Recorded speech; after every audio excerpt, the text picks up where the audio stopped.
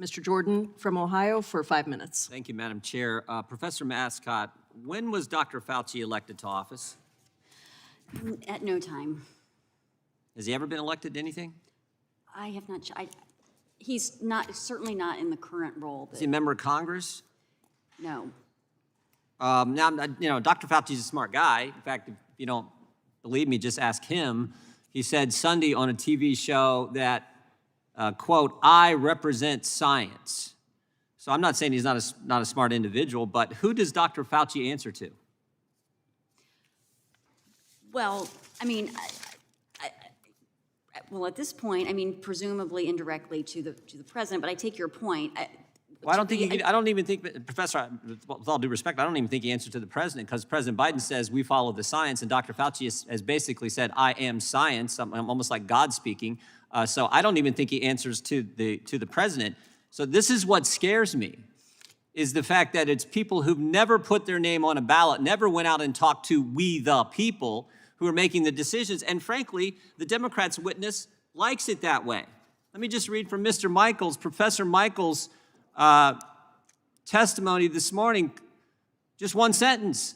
We need an agile regulatory system to address the climate crisis, COVID-19 variants, environmental injustice, massive income, wealth inequality, affordable housing shortage, antibiotic resistance organism, the opioid overdose epidemic, and threats to the financial stability posed by cryptocurrency. We don't need a Congress.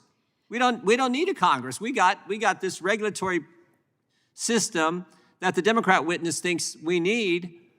So forget like putting your name on a ballot, going actually out and talking to the people and get elected to office and being in the United States Congress. We don't need it, according to Mr. Michaels. So isn't that your concern? Yeah, I think you're putting your finger on a very poignant example in current practice where we have a significant problem facing the country, obviously the pandemic, and there's a very broad statute, the quarantine statute from the 1940s, that had not been carried out anywhere close to the way it has been applied recently in the past. But Mr. Michaels doesn't want to limit it to that. Dr. Fauci may want to. Who knows what he wants to? He probably just wants to be dictator. But Mr. Michaels doesn't want to limit it to that. He talks about affordable housing. He's talking about cryptocurrency. He's talking about environmental injustice. I mean, he's talking about all kinds of things that he thinks the regulatory state needs to be able to agilely, or in some kind of fashion, be able to deal with. So yes. it's not just quarantine issues. Well, of course, and I think the reason what you're pointing to, right, is the breadth of the law and how it's being interpreted. And if we defer to the executive branch's interpretation, that housing and cryptocurrency and whatever else falls within. But that's sort of how it works, isn't it? Isn't? I mean, there's always some exceptions, and there's some give and take in the comment period of these. But the agency proposes a rule, then they enforce the rule, and then if there's a dispute, they have an Article I judge, executive branch judge, adjudicate. So again, and they want more of that. They want them to do that for everything. So why do we need a Congress? Right, the concentration of power, I think, in single entities is one of the greatest problems facing our system of government. No kidding. No kidding. Some of these people, I mean, the people who make decisions and impact small business owners, Americans, I mean, just every single day, the regulatory state, the bureaucratic state runs this country, and it is a huge problem. It's the biggest threat to liberty I think we see.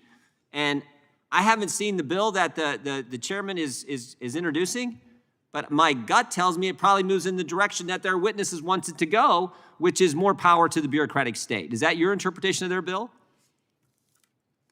I don't know if you've seen it either, because I haven't. I have not seen the bill. I will say I think the most constitutional approach would be for power to be dispersed among different decision makers, state, local communities, families, then at the federal level, policymaking in Congress. And you all have a lot of power here to be able to put those systems in place and make policy decisions. We're supposed to have a lot of power, something we need to claim back or take back. This idea that bureaucrats are going to run the country is, as I said before, frightening. You said this earlier. I just want to read this. I think this is you put this well, and you just basically said the same thing. The distribution of power over separate branches of government helps to ensure that each branch can more effectively perform its function of serving as a check on the other branches in order to better secure, this is the important part, the private interest of every individual. The security for civil rights consists in the multiplicity of interest. That is the Constitution. That's what this committee is supposed to uphold. More than any other committee in the Congress, we're supposed to be focused on that.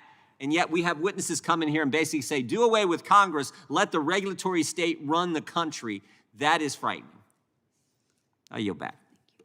Gentleman yields back. I seek unanimous consent to add a number of statements and letters regarding the current state of the rulemaking process and potential legislative reforms.